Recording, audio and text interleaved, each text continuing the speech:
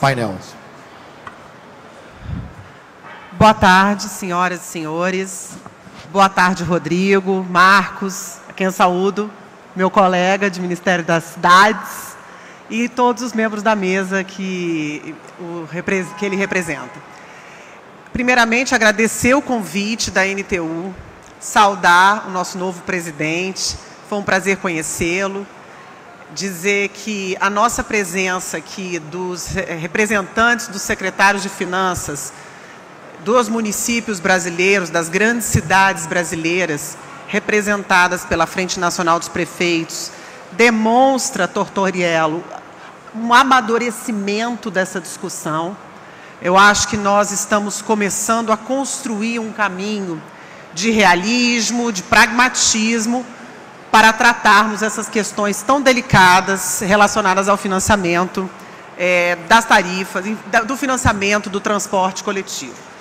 Eu vou fazer uma apresentação muito breve, falar rapidamente sobre a crise instalada, agravada, a exaustão do modelo de financiado exclusivamente por tarifas, dizendo que a problemática não é nova, ela se agravou muito com a pandemia, mas ela é antiga, as alternativas possíveis, que Tortoriello já tão bem aqui explicou, e discutir um pouco a economia política dessa problemática, ou seja, não vou abordar tanto as questões técnicas, porque falo aqui para um público de especialistas do setor de transporte.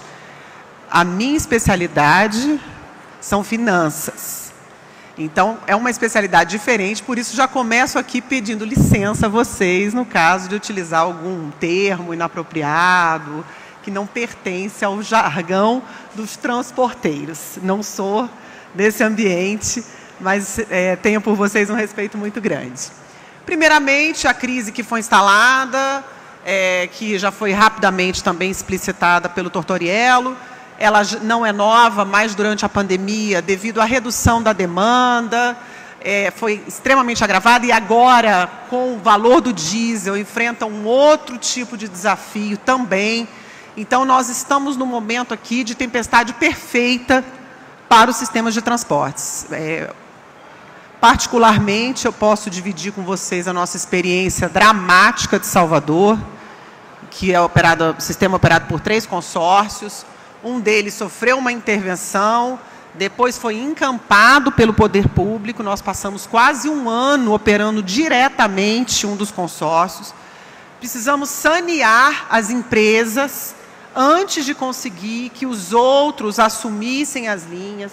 Tivemos que fazer uma reformulação nas linhas, num processo dramático de diálogo direto e diário do prefeito com a população, enfrentando paralisações. Então, o primeiro ponto que eu gostaria de abordar com vocês é a exaustão do modelo financiado exclusivamente por tarifa. Isso não existe em lugares onde o sistema funciona no mundo. Eu tenho aqui 2 gráficos que eu gostaria de apresentar para vocês. O primeiro, ele trata dos percentuais, o crescimento do percentual do que é financiado por tarifa. Ou seja, aqui são cidades, Belgrado, Oslo, Praga. O vermelho era o quanto era financiado por tarifa em 2020. E o azul em 19. Ou seja, o azul é a linha de cima, em 19, em Praga. 20% do sistema era financiado com tarifa. Hoje, em 20, passou a ser 15% só financiado com tarifa. E isso acontece, o máximo que a gente vê ali é Londres e Amsterdã, onde a gente viu em 19, 65% financiado com tarifa, mas que em 20 passa a quase 40%. Então, as cidades do mundo não se financiam por tarifa. E a gente percebe um movimento contrário no subsídio público. Então, é fundamental o subsídio público. O sistema não se sustenta apenas por tarifa. E para a gente conseguir, já adiantando essa questão da economia política, apresentar isso para a sociedade, por que o subsídio público é importante, é preciso reforçar a hipótese de que o serviço de transporte público coletivo é um bem público. Não se trata de um negócio apenas. Isso tem um valor para a produtividade da economia. Isso é um valor para o crescimento econômico. E, principalmente, no Brasil, que é um país extremamente desigual, ele tem um componente de redistributivo e de valorização do pobre, que é quem anda de ônibus nas grandes metrópoles brasileiras. E por isso, talvez, presidente, que nós tenhamos tanta dificuldade de emplacar um diálogo responsável, pois é um público que tem menos voz, não é organizado em sindicato, não é organizado em associação de motorista. E nós precisamos ter a consciência de que há um componente de bem-estar social e redistributivo na valorização do transporte coletivo urbano. Bom, aí nós temos esse longo debate sobre a necessidade do aporte público no financiamento. A gente teve em 2001 aquela questão da possibilidade da utilização de recursos da CID para o financiamento do transporte. Em 2003, e eu confesso para vocês que eu estava preparando essa apresentação, fiquei chateada quando eu li isso aí. Em 2003, a proposta da Carta de Salvador, pela Frente Nacional de Prefeitos, com as propostas para desoneração do setor. Há 20 anos. E aí nós continuamos ainda precisando tratar desse assunto, um assunto não resolvido. Proposta do Ministério das Cidades para redução do preço do diesel, em 2006. 2009, proposta da NTU para usar a alíquota zero da CID para o diesel usado no transporte público. Ou seja, nós temos uma condição, nós que eu digo, um ambiente da política pública, de fazer propostas, de apresentar alternativas. O que nós temos que refletir agora é como que nós vamos fazer para essas propostas emplacarem. Porque tem alguma coisa na economia política dessa situação que não está funcionando.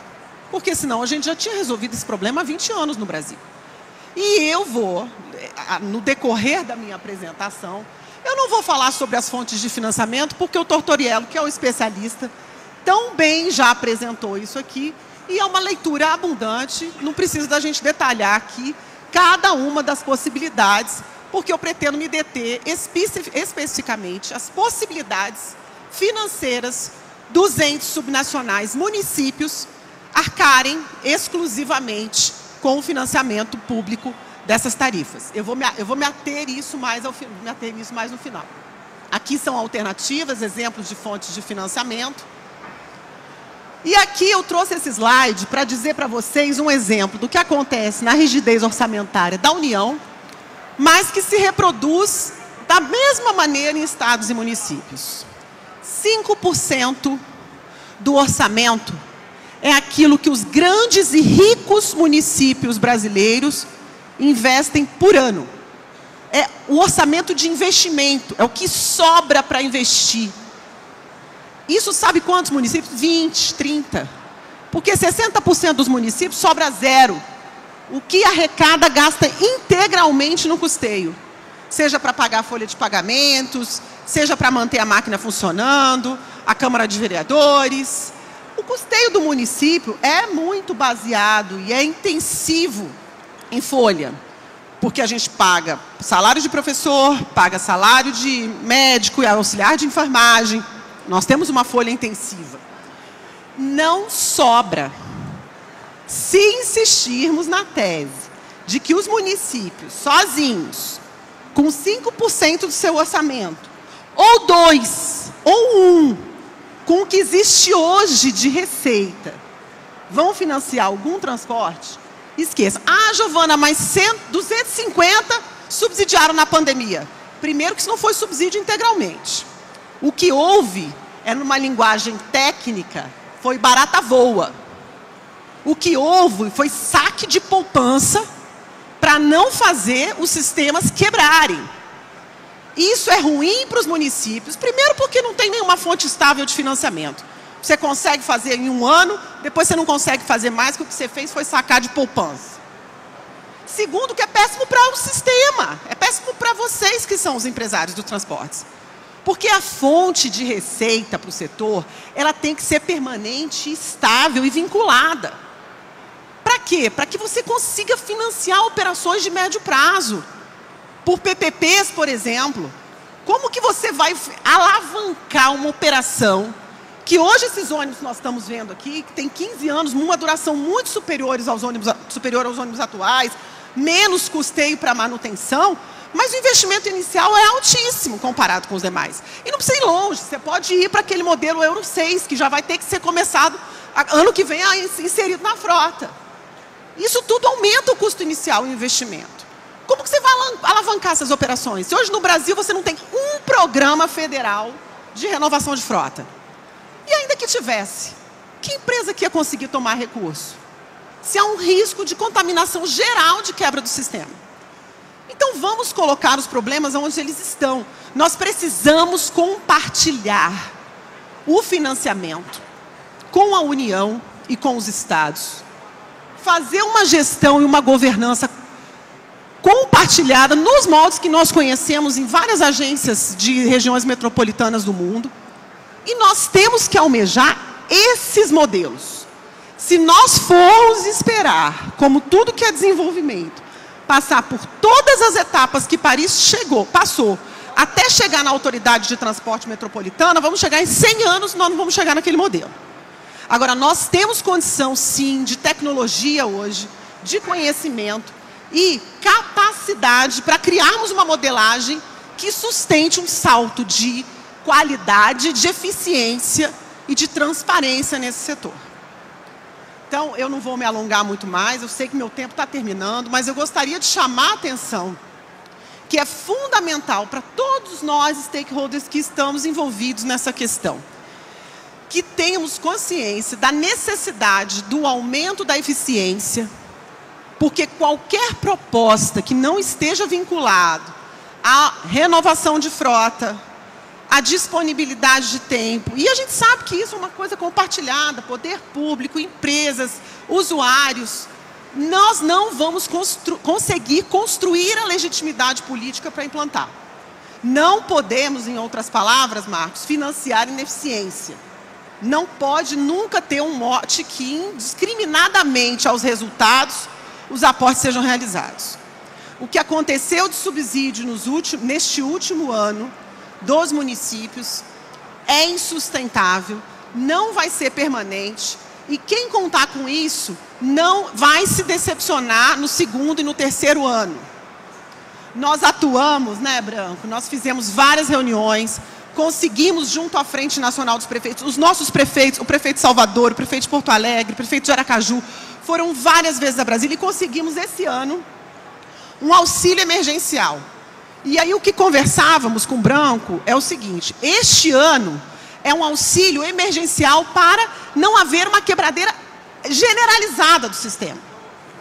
Mas nós precisamos construir uma estratégia de longo prazo sustentável. A ideia da contribuição baseada na COSIP me parece muito interessante, porque ela viabiliza a alavancagem e a gestão PPP de 20, 25 anos.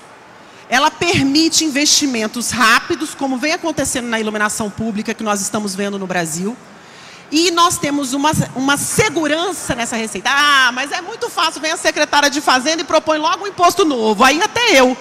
Não é isso. Nós defendemos hoje no Brasil uma reforma tributária ampla, inclusiva, que faça a economia brasileira crescer e que reduza as nossas desigualdades e a regressividade do nosso sistema tributário.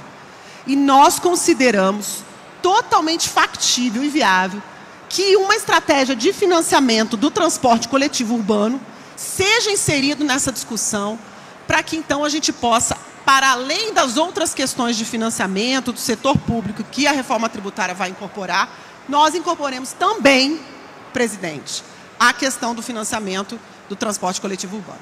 Então, eram essas as minhas contribuições. Estou à disposição aqui para quaisquer dúvidas e comentários. Obrigada.